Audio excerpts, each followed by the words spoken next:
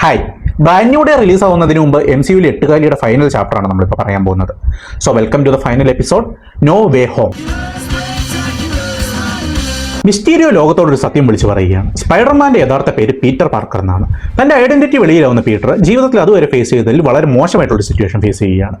മിസ്റ്റീരിയോയുടെ അപ്പോഴുണ്ടായിരുന്ന ഫാൻസും അതുപോലെ സത്യം തിരിച്ചറിയാത്ത സാധാരണക്കാരും അവനെ ഒരു കൊലപാതകയും കുറ്റവാളിയുമായി മുദ്രകുത്തുകയും DODC പീറ്ററിനെ അറസ്റ്റ് ചെയ്യുകയും ചെയ്യുകയാണ്. പിന്നീട് ഡെയർഡെവിൾ അല്ലെങ്കിൽ മാറ്റ് മാർഡോക്കിന്റെ സഹായത്തോടെ വെളിയിൽ വരുന്ന പീറ്റർ തനിക്കും തന്റെ കൂട്ടുകാർക്കും നേരിടേണ്ട അവസ്ഥയെപ്പറ്റി ഓർത്ത് വളരെ സങ്കടപ്പെടുകയാണ്.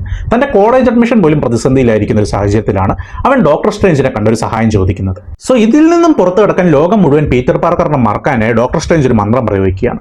പക്ഷേ ആ മന്ത്രത്തിനിടയിൽ പീറ്റർ വീണ്ടും അതിൽ മാറ്റങ്ങൾ ആവശ്യപ്പെടുന്നതോടെ കൺഫ്യൂസ്ഡ് ആവുന്ന ഡോക്ടർ സ്ട്രേഞ്ചിന് മന്ത്രം തെറ്റുകയും അത് മൾട്ടിവേഴ്സ് മൊത്തത്തിൽ കൊളാപ്സ് ആവുന്ന ഒരു വലിയ അവസരത്തിലേക്ക് നയിക്കുകയും ചെയ്യുകയാണ്. മറ്റ് ലോകങ്ങളിൽ നിന്നുമുള്ള സ്പൈഡർമാൻ വില്ലന്മാരായ Doctor Octopus, Green Goblin, Electro, Sandman, Lizard തുടങ്ങിയ സ്പൈഡർമാൻ വില്ലന്മാർ ഈ ലോകത്തേക്ക് എത്തുകയാണ്.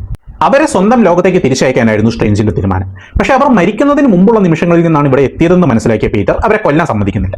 എല്ലാവരെയും ചികിത്സിച്ച് നല്ലവരാക്കി തിരിച്ചയക്കണമെന്നാണ് അവൻ തീരുമാനിച്ചത്. പക്ഷേ ചികിത്സയ്ക്കിടയിൽ ഗ്രീൻ ഗോബ്ലിന്റെ ഡ്യുവൽ പേഴ്സണാലിറ്റി പുറത്തു വരികയും അയാൾ പീറ്ററിനെ അറ്റാക്ക് ചെയ്യുകയും ആ അപ്പാർട്ട്മെന്റ് തവിടുപൊടിയാക്കുകയും ചെയ്യുകയാണ്. സംഘർഷത്തിൽ പീറ്ററിന് തന്റെ ആത്മയെ നഷ്ടപ്പെടുകയാണ്. മരിക്കുന്നതിന് മുമ്പ് അവർ പീറ്ററിനോട് പറഞ്ഞ വാക്കുകൾ with great power comes great responsibility എന്ന ഐക്കോണിക് ആയ സ്പൈഡർമാൻ വേർഡ്സ് ആയിരുന്നു.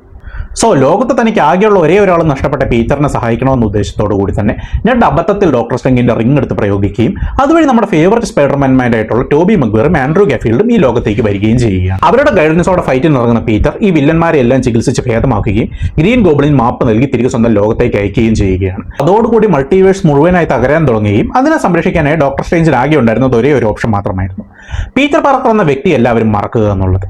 ഇനി താൻ കാരണം ആന്റിമയ്ക്ക് സംഭവിച്ചത് തന്റെ സുഹൃത്തുക്കൾക്കും സംഭവിക്കരുതെന്നൊരു വിചാരത്തോടെ പീറ്റർ അവരിൽ നിന്നും മാറി നടന്നു തുടങ്ങുകയാണ്.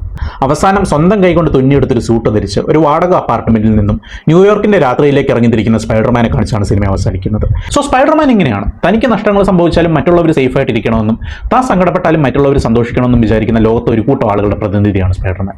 സോ സ്പൈഡർമാന്റെ അടുത്ത ചാപ്റ്റർ ഡയറക്ട് ചെയ്യുന്നത് മാർവലിലെ തന്നെ ഏറ്റവും ഫേമസ് ആയിട്ടുള്ള മാർഷൽ ആർട്ട് മൂവിയായ ഷാങ്ചി എടുത്ത ഡസ്റ്റിൻ ഡാനിയൽ ക്രെട്ടനാണ്. ഇത്തവണ സ്പൈഡർമാനെ സഹായിക്കാനായി പണിഷറും അതുപോലെ തന്നെ നമ്മളെല്ലാം കാത്തിരിക്കുന്ന ആംഗ്രി ഹൾക്കും ഉണ്ട്. സോ നാളത്തേക്ക് ഞാൻ ടിക്കറ്റ് ബുക്ക് ചെയ്തിട്ടുണ്ട്. എല്ലാവരും തിയേറ്ററിൽ തന്നെ സിനിമ കാണാൻ നോക്കുക. നിങ്ങളുടെ അഭിപ്രായങ്ങൾ ഇവിടെ കമന്റ് ചെയ്യുക. ഈ റീക്യാപ്പ് നിങ്ങൾക്ക് ഉപകാരപ്പെട്ടെങ്കിൽ മുൻപുള്ള സിനിമകൾ കാണാത്തത് കൊണ്ട് ബ്രാൻഡ് ന്യൂ ഡേക്ക് വരാത്ത നിങ്ങളുടെ ഫ്രണ്ട്സിന് അയച്ചു കൊടുക്കുക. അതുപോലെ തന്നെ വീഡിയോ ഇഷ്ടമെങ്കിൽ ലൈക്ക് ചെയ്യുക, എന്നെ ഒന്ന് ഫോളോ ചെയ്യുക. അടുത്ത ഏത് ടോപ്പിക്കിനെ പറ്റി നമ്മൾ സംസാരിക്കണം എന്നുകൂടി ഇവിടെ പറയുക. സോ നാളെ സിനിമ കണ്ടിട്ട് കാണാം. ടാറ്റാ.